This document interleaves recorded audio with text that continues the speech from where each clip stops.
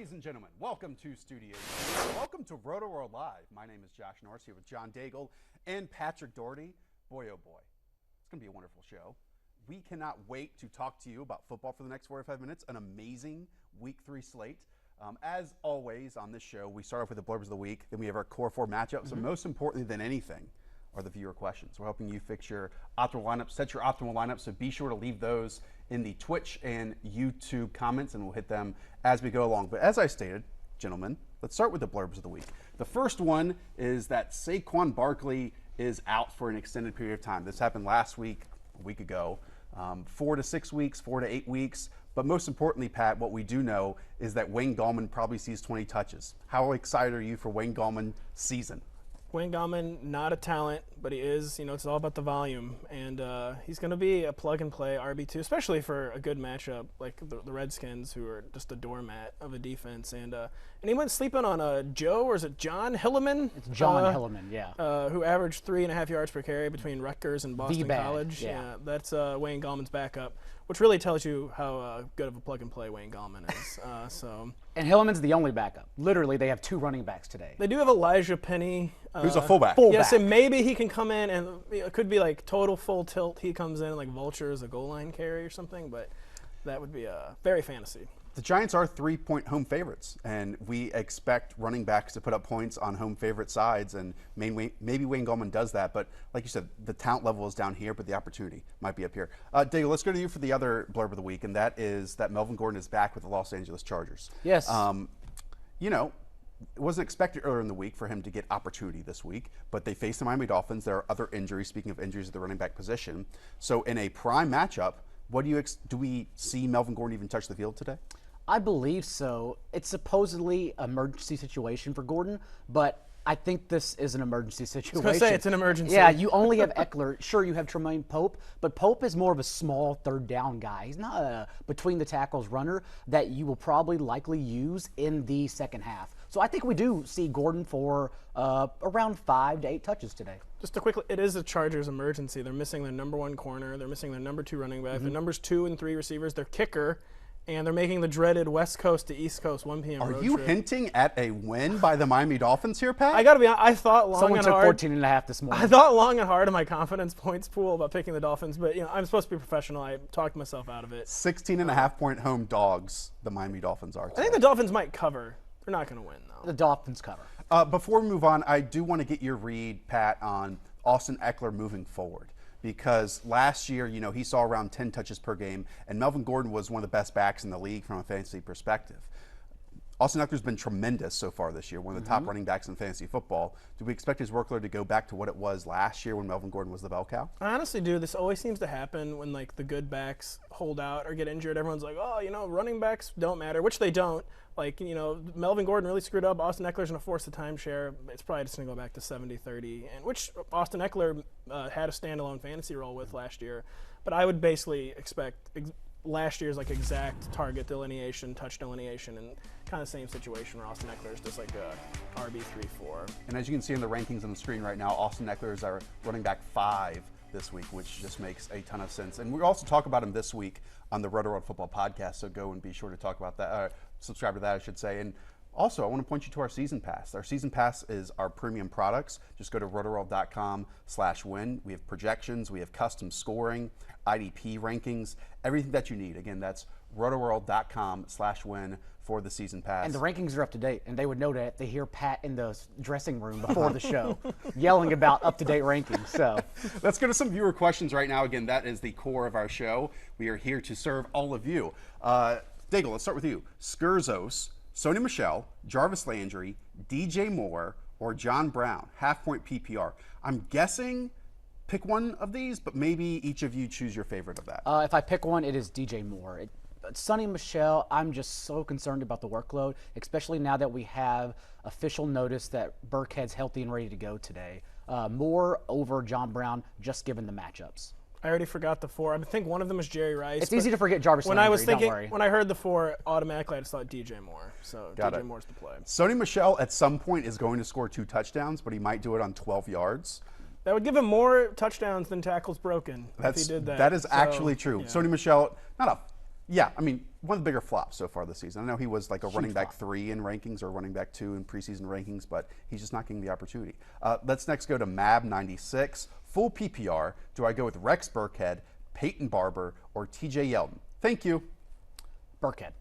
Yeah, Burkhead, which I do not know how to approach that situation because it's the kind of the first time where all the Patriots, all 3 of them are up and running at the same time without any health or paternity concerns. That and potentially the first time they're competitive this year. Like, they might get some blowback from Buffalo. It's a totally uncertain situation, but Burkhead was the play there. I think Buffalo covers this game.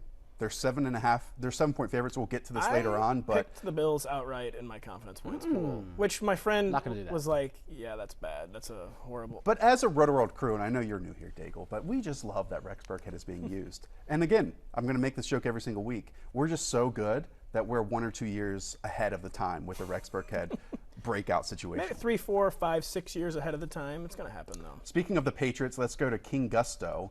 Philip Dorsett or Eric Ebron in full point PPR. Daigle, this is an interesting one because Julian Edelman, he's questionable, he's going to play, yet this morning we've seen blurbs on Rotoworld say that he might be on a snap count depending on how he feels, and without a fullback necessarily that they believe in, with Patrick Devlin going on IR, we might see more 3 wide receiver sets, which may mean Philip Dorsett sees 75% of the snaps today. I would say we will see more 3 wide receiver sets for the Patriots. The issue is Levi Wallace and Tre'Davious White on the outsides is where Dorsett will run in 3 wide sets.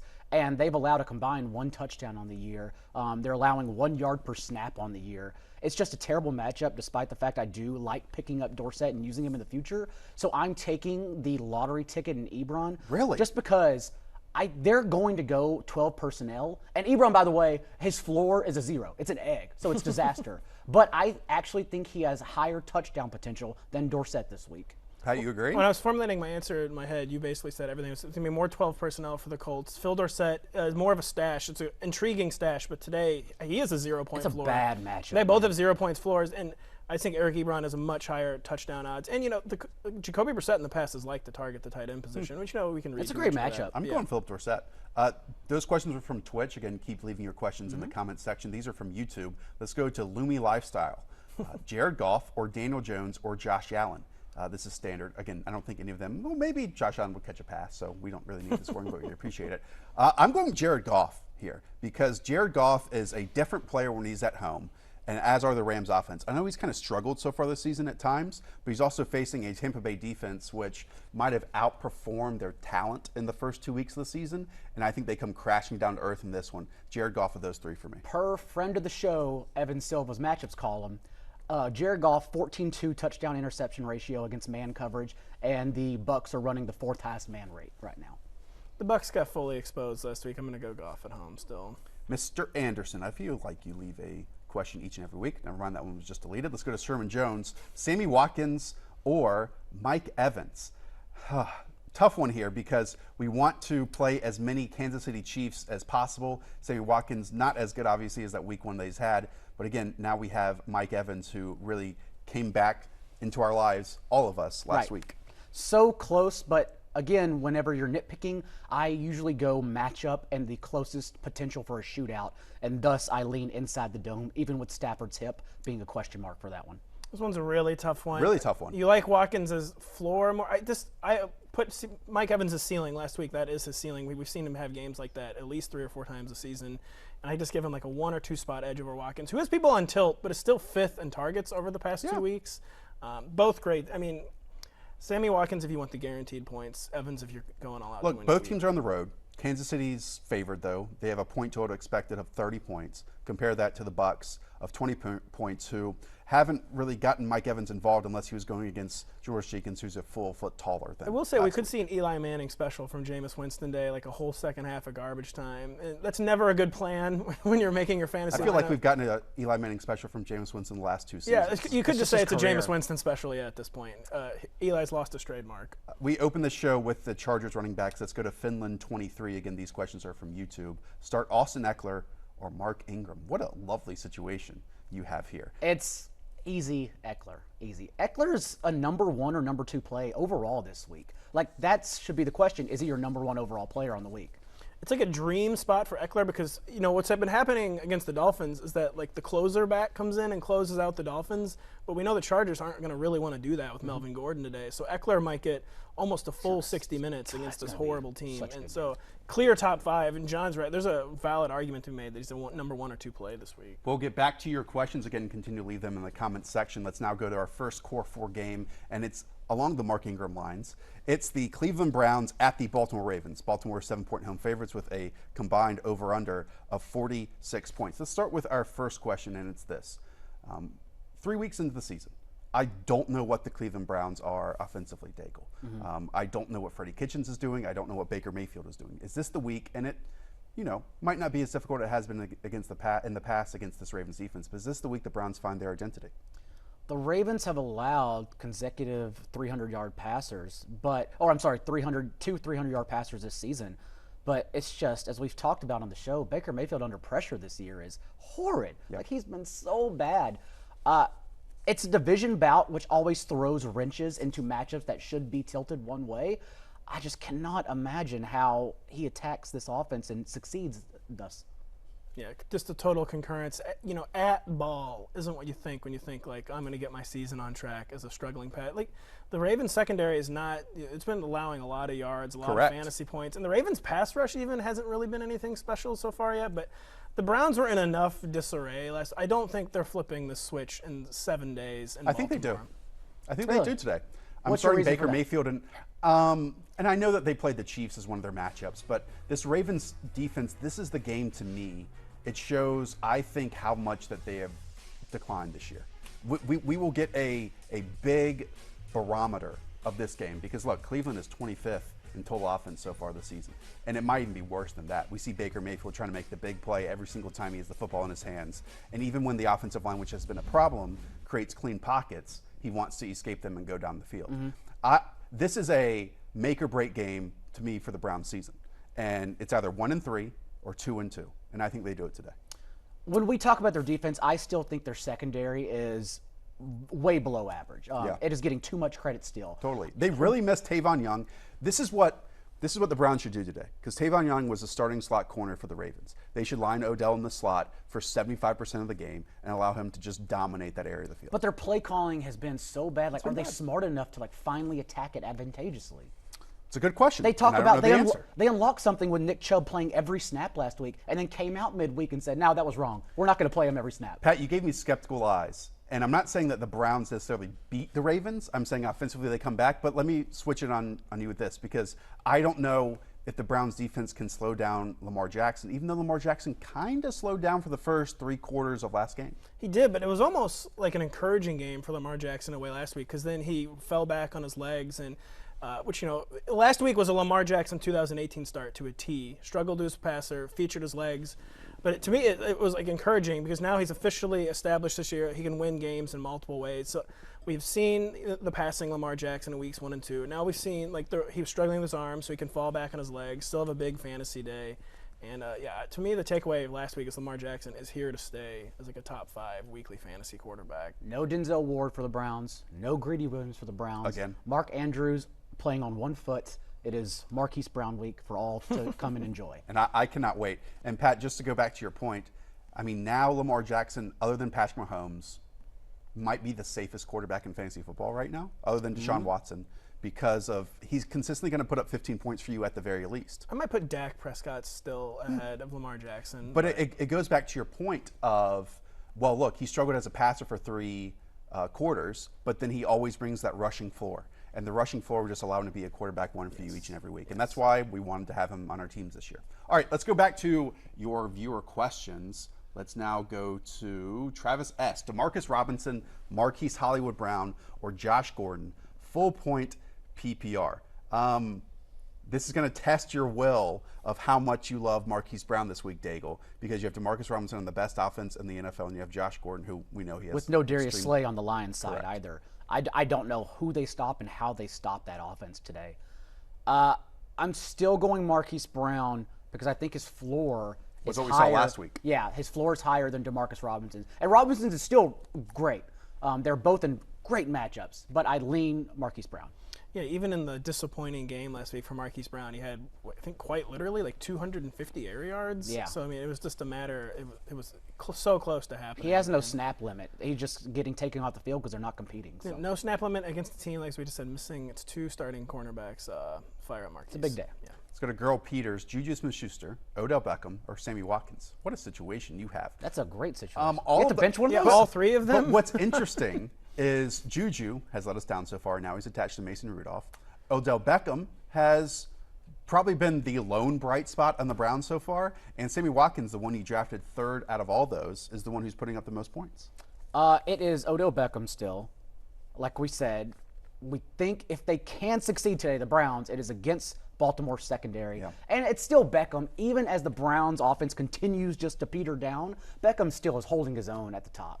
I mean, we've seen Beckham be the bright spot for struggling offenses for 3 or 4 years now. So we know that he can produce in these kind of situations. And we know, like we said, we know the Ravens secondary is not what it once was. So still Odell Beckham for me too.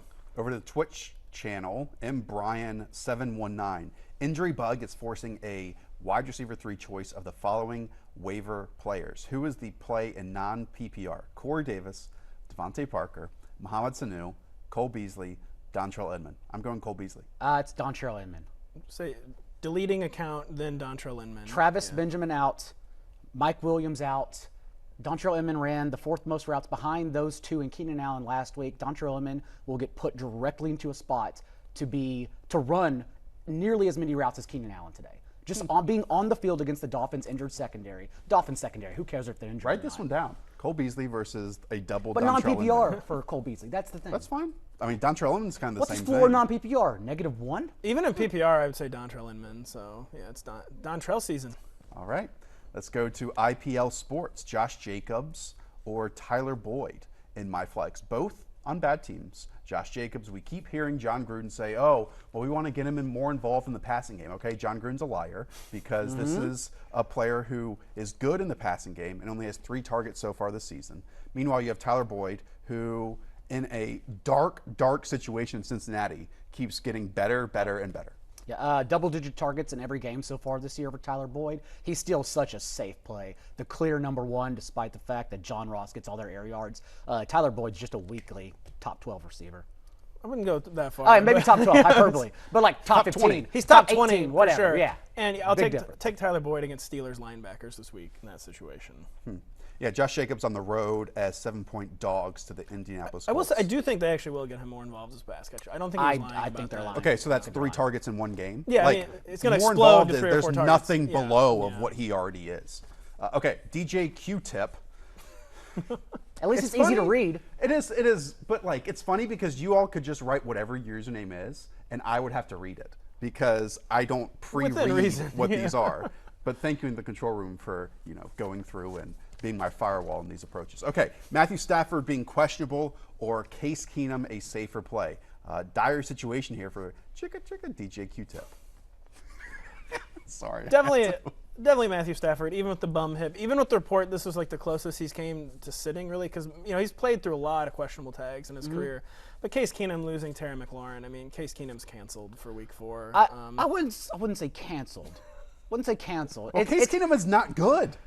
Yes, but he's been good. He actually could literally He hasn't get been canceled. good. He's been productive for fantasy. This is where we draw the line in between being good and being good in fantasy. Yeah. And he's been really good for fantasy. He could actually definitely get canceled today and No, benched. no. I don't think it's a bad matchup for Keenum. I'm still picking Stafford, but like DFS that's wise, what I I think mean. you can play Keenum honestly. Let's go to Rob B with another quarterback question. Kyle Allen after his juggernaut performance last week, or Jameis Winston today? Well, I mean, maybe one day when Jameis Winston grows up, he can beat Kyle Allen. Guys, what do you think? I am concerned about play calling in that game and Bill O'Brien just ticking down the clock, not moving the ball efficiently, and thus both sides just coming down in offensive scoring. However, it is wrong to attribute Kyle Allen's performance last week just to the Cardinals' defense. Kyle Allen is good. He's in a great offense surrounded by playmakers. I still go Kyle Allen in this situation. I'm still putting Kyle Allen on probation, with Cardinals probation week, and I'm going with Jameis Winston, even against the tough Rams defense. I mean, I just think we're going to get one of those Bucks Ryan Fitzpatrick spectaculars today, where like even if they're off the rails, The it's good going to thing be fantasy is you can points. get that win or lose from Yeah. Jameis Winston. I think we're just getting one of those off the rails Bucks specials today. Start Jameis. Panthers are going to get destroyed today. They really are. 13 points at least, a loss. Bill O'Brien destroys nobody. That is except his own team. That's like a very, very good point. Today he starts. Okay. Today he starts. All right, next up in our core four, it's a 3-0 versus 3-0 matchup. Battle. I don't know if I've ever been this excited to watch a Bills team talked about it all take week. on the New England Patriots. Let's first start on the Patriots side of this. Again, both teams are 3-0. We want exposure to the Patriots because this is a good offense. However, the identity has changed a little bit. Last year was run first. This year, a little bit more pass first. Are you interested, Daigle, at all in any of these backfield runners for the Patriots in this game? I think Burkhead, it sort of shapes up to be a James White day because now we're getting like that. increased amount of 11 personnel, and we just didn't get to see James White in that offense last week. So perhaps like that's how they attack this Bills defense is via their linebackers and slotting out White along the flats. So White and Burkhead I'm interested in, but I'm just off Sonny Michel. He can't do anything. He runs into the tackles, not between, he runs into the tackles, and that's all he's done all year. And maybe you consider James White a RB2, maybe, but most likely flex play for Burkhead and White. Yeah. All three are in the top 40. I do have James White ahead of Rex Burkhead. I completely agree with John. They're going to need some James White receptions to move the ball. The Patriots offense has been the identity's in flux, and they've played the easiest schedule in the NFL so far. So it's hard to really know like what the real Pats identity is. But if any team is going to change up their identity week to week, and especially for a Bills defense that is really good. I mean, Sean McDermott has built this Bills defense in the mold and in the vein of what he had in Carolina, and he's basically made it. I think it's a James White game. I totally do. I as agree. Well. Usually, so it's James White because we know the Patriots are smart, and thus they'll do the logical thing in attacking the weaknesses. Do you guys think there's any chance the Bills win today? Well, let's go to the Bills side of this because I do. I mean, I think they at least have a good shot at covering the 7-point spread. Again, 7.5 as of a few minutes ago. with the 42.5 over under. Okay, on the Bill side of this, Pat, I'll swing it back to you.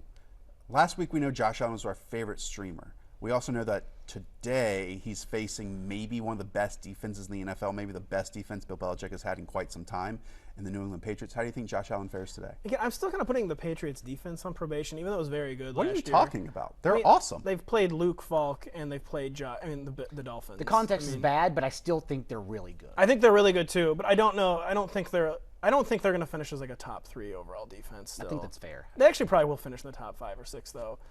Josh Allen. So they're still very good. They're nitpicking. still. It's like his rankings, just nitpicking. I am at this nitpicking. What was even the question? Are we playing Josh Allen? I mean, we have New England as, well, no, we don't. Sorry, this is just the overall based on yards per game. But look how good the Patriots have been this year. They have talent up front that can rush the passer. They have Jamie Collins now in that second level in this defensive backfield.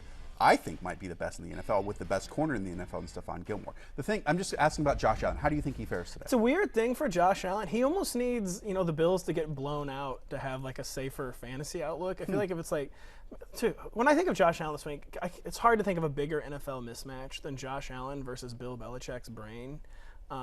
But still, with that rushing floor, you just can't. I couldn't fade. I wanted to fade him so bad out of the top 12. Where do you have him today? I have him as QB 12, and it's terrifying me. QB1, okay. It's terrifying me for all the reasons we just laid out. I just cannot, even if he has a horrendous day, the odds he gets a rushing touchdown are still good enough. I just could not fade him out of the top 12. We talked about him on the podcast this week. You talked about him on the podcast. Well, yeah. I did. I waxed poetic because, not to go sentimental on here, but But you're going to do it. But like 4 or 5 years ago, all I wanted was to like evaluate prospects and players perfectly. That's how I thought football should be done. Now I want to be entertained. I want fun. And I don't care if Josh Allen has these flaws, if he colors outside the lines, whatever. He's just an awesome way to spend 3 hours and watch a football game. And you have that versus Tom Brady in this game, who is picture perfect, the ideal form and being that you want the quarterback position. And that's what's getting me excited about this. Like, Josh Allen's going to make mistakes, for sure. Yeah, art is subjective, so I would never make fun of you for enjoying Josh Allen art. It's chaotic, but it's subjective. The Patriots, to defeat them, it is sort of a Josh Allen type that's needed because you need someone to go off the rails. You need someone who can actually break the coding. Yep. And you don't have a defense for Josh Allen because he's so chaotic. You do because he's not good, but then again you don't because he doesn't attack logic. He attacks everything else. It's kind of crazy. Yeah, you need to go off. Bill Belichick has a script for everything. You need to go off script. And Josh Allen himself right now, in his own head, has no script. Yeah, exactly. Which is you can't cover. Everything positive I did say about Josh Allen, he still has 5 touchdown throws this year with 7 combined turnovers. Like, and a lot of that is that first half in the opening game, but We had 4. it's against I 3 always bad just teams think as back well. to Minnesota 17-point home favorites, and here comes Josh Allen just marching over everyone. Do want to talk to you about our DFS toolkit as well. Actually, I'm not going to do this. I'm the guy who like puts a lot of the content and stuff up on the DFS toolkit. John Daigle, take it away. Well, I don't have a script or a teleprompter, so let's just go off the cuff. That's what we do. Rotoworld.com/DFS, where you can get our projections, you can get lineups, like starting lineups, plus we have point per dollar values you can look at. Ian Hartitz and I do a Thursday show on YouTube you can watch, where we actually build lineups via our DFS toolkit. So again, rotoworld.com/DFS, and I feel like that was a pretty good cold That was read. What do perfect. you That think? was good. That was fantastic. That was Right. very All right, good. let's go to Rich Lich Glitch. Whew. Mark Ingram or Chris Godwin for full flex PPR.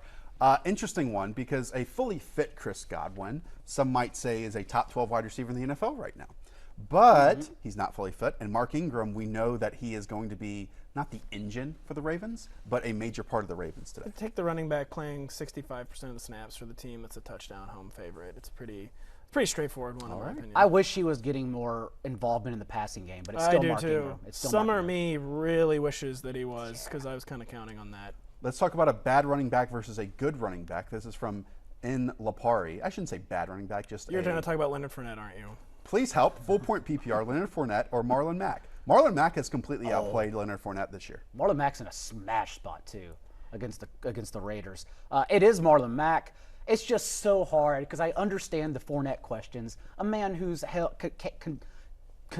what word am I looking for? I don't a man know. who has handled at least 95% of carries, targets, routes run in the backfield. Look. Like he's on every play. You stumbled on that line just as much as Gotta Leonard regroup. Fournette does behind the line of scrimmage. Say Marlon Mack kind of was one-upping Leonard Fournette and all that. He's 5th in overall touches, 3rd in raw rushing, top 20 even in pass routes run, and he's running at home as a touchdown favorite. So Marlon Mack over Leonard Fournette. Leonard Fournette had fewer yards rushing last week than he did his longest run in the game. So Leonard Fournette I watched it all. failed the eye test about as spectacularly as you possibly can in week 3.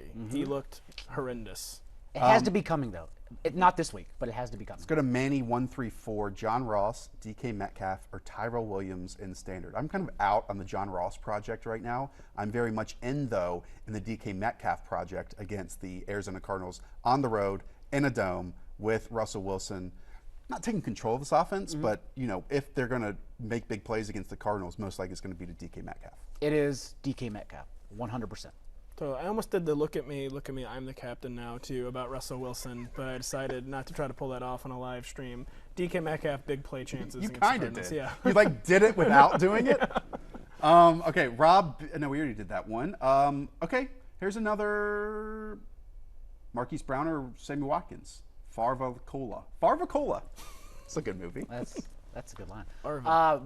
Oh, that's tough. Why do you do this to me? Marquise Brown or Sammy Watkins? It's Sammy Watkins. It is Sammy Watkins, but why were you so confident in that? He's getting so many targets in the best offense in the NFL against this sort of team missing Darius Slay today. Still a leader in air yard share and target share on the Sammy second Watkins best is fifth. offense. Let me pivot because this actually goes to our next Core 4 game, and it talks about targets and volume of the Kansas City Chiefs. Does it even matter in this Chiefs offense? Again, this is the Chiefs versus Lions. The total is 54, the highest of the weekend. Kansas City has 6-point road favorites, only 6 points, I might add. But yeah, I mean, look, Mecole Hardman, Demarcus Robinson, Darrell Williams, LaShawn McCoy, Sammy Watkins, Travis Kelce, they're all not going to get 10 targets, 10 touches. So does targets and volume even matter here in this situation? I mean, chasing explosive plays over targets is usually a losing battle in fantasy. But when you're in an offense that has 330 passing yards at halftime every week, it's less of a losing battle. And I would come close to saying it doesn't matter. And now said offense is playing indoors against a Lions defense that are missing 2 huge playmakers in Mike Daniels and Darius Slay. You're starting all your Chiefs. It's Marquise Brown or Sammy Watkins. That's what I keep going back to now. And I think it's Sammy Watkins still. Yeah, I agree. I'm starting Mecole Hardman, even though he might only see 3 targets, just because he's someone who might reel off a 75-yard touchdown. We've seen that. An 82-yard touchdown. We've seen that. and it doesn't seem like it's a seen a difficult 72-yard thing. called back. Yeah, it doesn't seem like it's a difficult thing for the Chiefs to pull off a play like that with Mecole Hardman. Yeah, it's usually a losing battle, but I would chase Chiefs big plays. I'm excited for this matchup because it's a matchup of unbeaten teams. And as I said midweek, it makes people angry, but I think the Lions are a farce. It's just a matter of if they can genuinely compete, then they are not as much of a farce as we think they are. Well, this brings me to the next question. I mean, are the Lions for real? Because their next 3 games, the Chiefs this week, Green Bay, Minnesota. We find out if a 2-0-1 team will end up being a 2-3-1 team pretty soon. They have to lean on Kerryon Johnson this one. A career-high 20 carries last week. It's just a matchup that works in their favor if they continue to go to him, especially in the passing game. Like, we need to utilize him against this Chiefs defense. My comment when I was going through the show notes to are the undefeated Lions surreal? My comment was the Lions are undefeated, ? Lol, because it certainly doesn't feel like it.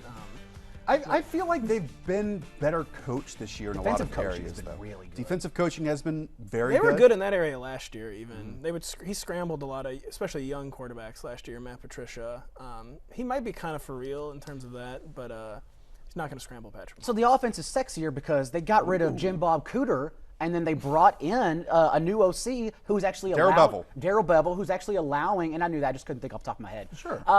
Who was actually allowing Stafford to go downfield with his big arm. Like, he's top 5 in air yards per attempt this season. And that's what makes this so much fun, is that if they actually unleash that in this game, we could see fireworks on both sides. Totally could. I'm excited about this. I'm a little nervous Not about Josh this Allen. Lions defense, obviously, against the Chiefs because, and we talked about this in the podcast as well, the Lions linebackers should be a certain size, a certain skill, certain aggression level to play, and I just think that somehow the Chiefs are going to maximize that with just a bunch of crossers, a bunch of one-on-one situations against playmakers, and those big Lions linebackers just won't be able to keep up with them. What is the spread? I think whatever the spread is, 6 points. I think the 6 Chiefs points. are going to double the spread. Whatever the 12. spread was going to be, I say the Chiefs. I'm are gonna quite double confident it. in the Chiefs minus 6 points. Let's go back to your viewer questions. Let's go to Adam Thielen or Philip Lindsay in a flex spot. This is from Mega Man SF. I'll go. I had to think about it. I'm going to go the running back. Just he got probably a career high. I'm assuming last week 25 or 26 touches for Philbin.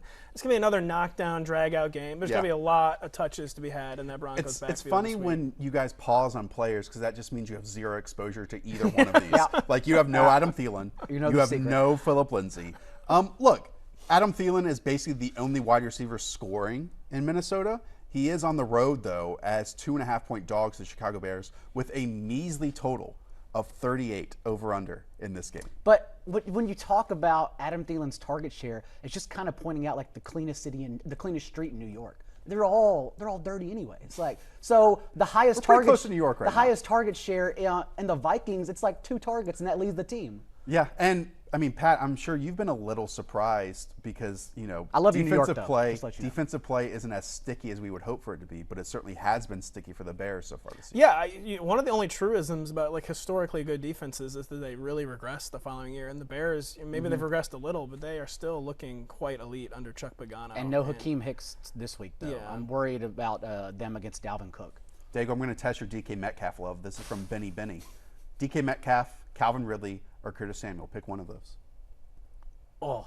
DK Metcalf. DK Metcalf. Still. Slightly over Calvin Ridley, yes.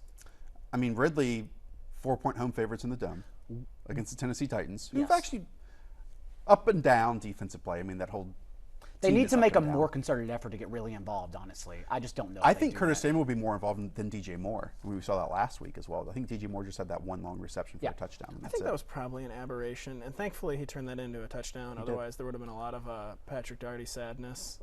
But Curtis Samuel outscores DJ Moore today. I have him ranked like almost back to back. So I think they're very close. that question, I don't have a lean either I way. think I lean Calvin Ridley, by the way, but not with like a lot of conviction. Okay, let's go to CC Brew. I have 2 spots. Who should I start? Calvin Ridley, Stephon Diggs, Marvin Jones, or Philip Dorsett? I like. Hold on, who was the first one? Oh, Calvin Ridley. thank you, graphics. Look at them. Oh, They know what they're doing. I They're think professionals. in that situation, I go Calvin Ridley. So even with the donut last week, I think Ridley still has the best combination of floor and ceiling for that group. And then I guess I'll bet on Stephon Diggs over Marvin Jones. Boom, there's your 2. Ridley Diggs. Let me spin this to bigger picture, though. What are you doing if you roster Diggs on your team right now? And I say this as Holding. someone who rosters Diggs on one team, and it's just, but like when you start him, you know what you're getting right now. And it's only been 3 weeks. For sure. But that team genuinely can't support 2 receivers. Right. I mean, the identity, and this was what I was feared of where Diggs and Thielen were being drafted, is, hey, Mike Zimmer fired a dude halfway through last season because he wasn't running the He football wasn't enough. establishing the run. Yeah. Right, and then hired Gary Kubiak to just be an offensive assistant and basically run the offense because he just wanted to run the dang football. Which And that's what they're they're doing. doing, and they're doing a really good job of Yeah, it. they are. This doing still it. isn't even the Gary Kubiak offense was still fairly quarterback friendly, and especially fantasy quarterback. This is something even more primeval than that, and this is bad. If you drafted Stephon Diggs, to answer your question, I spent 20 minutes in the fetal position on the hotel room floor this morning. Is what Ooh, you this do. is a great one. Let's go to Jamie X. Kerryon Johnson or Todd Gurley? Kerryon Johnson, confidently. Really? Okay. Confidently. Let me lay this out, though. We want running backs on teams that have high point totals and are home favorites, and that's exactly what Todd Gurley is here with a 10-point Rams. They're favored by 10 points, I should say, and a 30-point total on the team. I think they are both RB2s, and thus I look to what I believe will be the higher scoring matchup. It does set up well for Gurley to pound it home in the second half, but that could also be Malcolm Brown. Right. And when does the Rams' target rate to running backs go back to normal? Because right now it's single digits. Right now it's single percentage. It's like a league low 8 targets total, I believe, to running backs. My counter is, when does Kerryon Johnson get involved in the passing game? And if they're behind in this game against the Chiefs, will he even be involved as much as we would like him to be? And I don't think so. You could be right.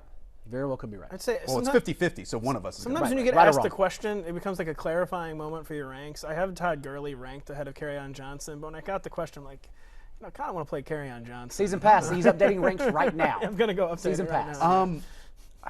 I also think that Sean McVay's just lying to us about Todd Gurley as well. Oh, clearly.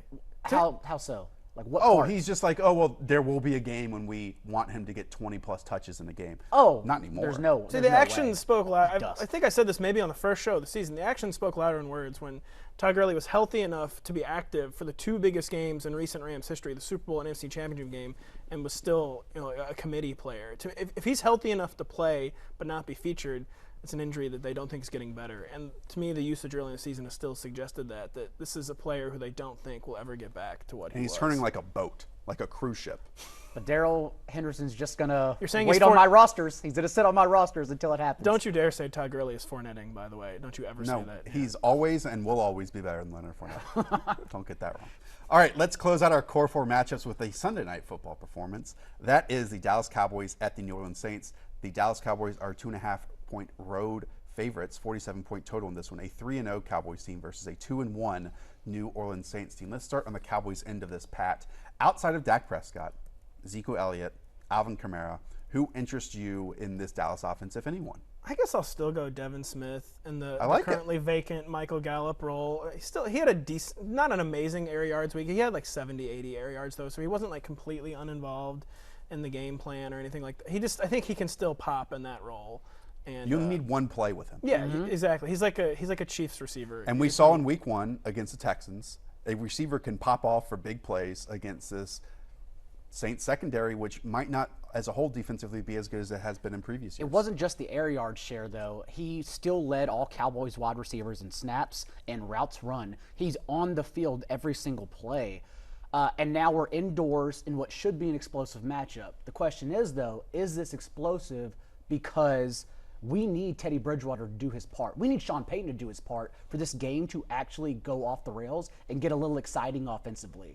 Because as we saw last week, like Teddy Bridgewater, just constant throws behind the line of scrimmage. Well, thanks for skipping ahead to my next question. I'm just We'll go transitioning with for that. you. I appreciate that. What is your read, though, on Teddy? Because he's someone who I obviously have always loved, but has not been the same player since his knee exploded in practice.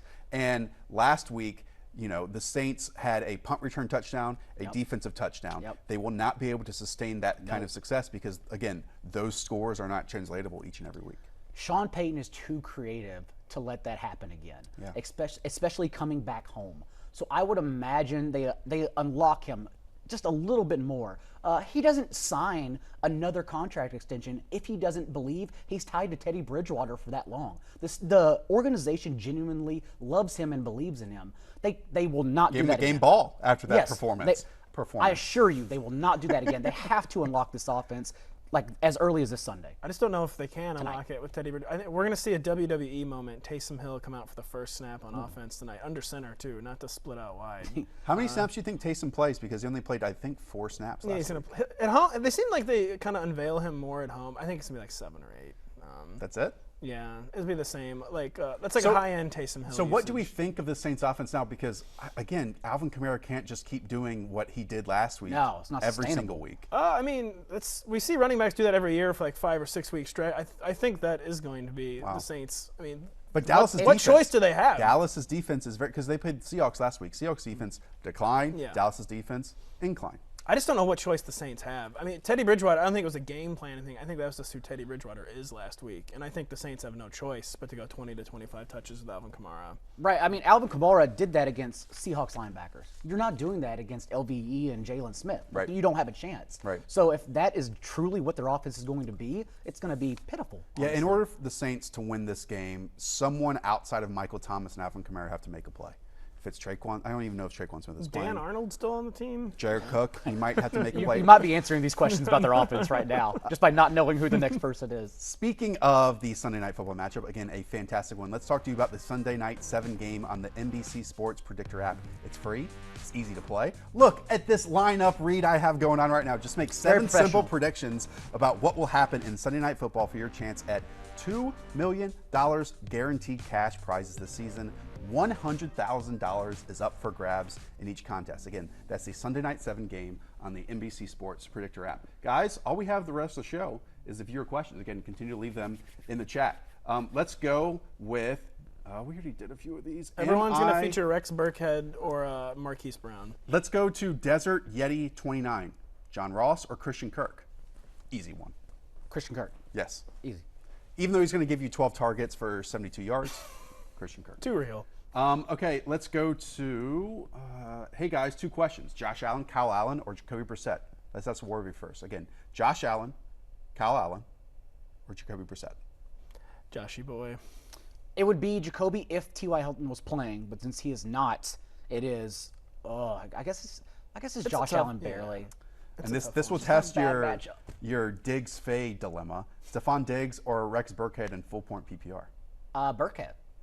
You agree? I'm going to chase Stephon Diggs upside there. I'm chasing Burkhead's usage. I still think he Totally is defensible. He is the actual between the tackles running back, not Michelle. Let's go to Landowski. This is the question of the most average running backs possible. Should I go with Royce Freeman or Carlos Hyde, Daigle? Carlos. Just a maniacal laugh. Like, you know what you're getting from Carlos Hyde, though. You start him and you're getting 9 points. Like, Yeah. do you want 9 points or I don't know. I have Royce Freeman ranked one Why spot. are you in this situation? Who's that person? Why are you in this situation? One spot ahead of Carlos Hyde. I'll just go Royce Freeman because that's the Broncos formula. They're gonna. Going Carlos Hyde because, as we know, the Texans are going to slaughter the Carolina Panthers today. Okay, Ninja asks, who should I start, Leonard Fournette or Robert Woods? I'm also starting Cooper Kupp already. Full-point PPR. Thanks. One, Ninja, I think it's okay that you're stacking Rams in this case because the Rams are 10-point favorites. I know that Robert Woods hasn't done as well as Cooper Kupp, as well as Brandon Cooks this year. I kind of like him over Leonard Fournette, as we've discussed why. As we know, we chase air yards because it shows us downfield opportunity, whether the production has been delivered or not. And Robert Woods is in a buy low situation. Robert Woods is getting the air yards, and I think this is a matchup that both he and Cooper Kupp can both explode simultaneously. So I go Robert Woods as well. You chase air yards, but more than that, you chase touches and you chase snaps. And Leonard Fournette has them in abundance. Unless it's Leonard Fournette. And Pat, you you're have not to allowed do it. back here next Yeah, week. you have to do it. Let's close out with this show from Joe122. Full-point PPR, James White, Wayne Gallman, or Mecole Hardman. It's funny, you have the volume in Wayne Gallman, the good offense, and most likely the focus of the offense we expect in James White, and then Mecole Hardman, who has a 72-yard touchdown in his back pocket every single snap. I go Wayne Gallman here. I think he gets a few catches in this one as well, but he's gonna get every touch. I know. My chair. He's going to get every touch though. This game will also go over. I am confident in 2 overs today, and it's Redskins Giants and Chiefs Lions. And yes, Mecole Hardman's an option on that, but we know Gallman's going to get the ball as much as humanly possible in a great matchup against Washington's like a number 25 rushing defense DVOA. I second his monologue. Wow. I cannot. I'm so thrilled that we end this show on suggesting Wayne Gallman in the all starting lineup. systems go. It is Wayne Gallman week. We will be back with an episode for your Monday morning commute. Again, go and check out the Rotoworld Football Podcast for that. An episode on Tuesday, Thursday, and Friday as well. All these guys' column. Daigle's got his waiver column coming up later on. I'm already tired. Also, good luck to everyone. So for Pat, for John, for Josh, enjoy your week 4, these wonderful games. Talk to y'all next week. Same time, same place.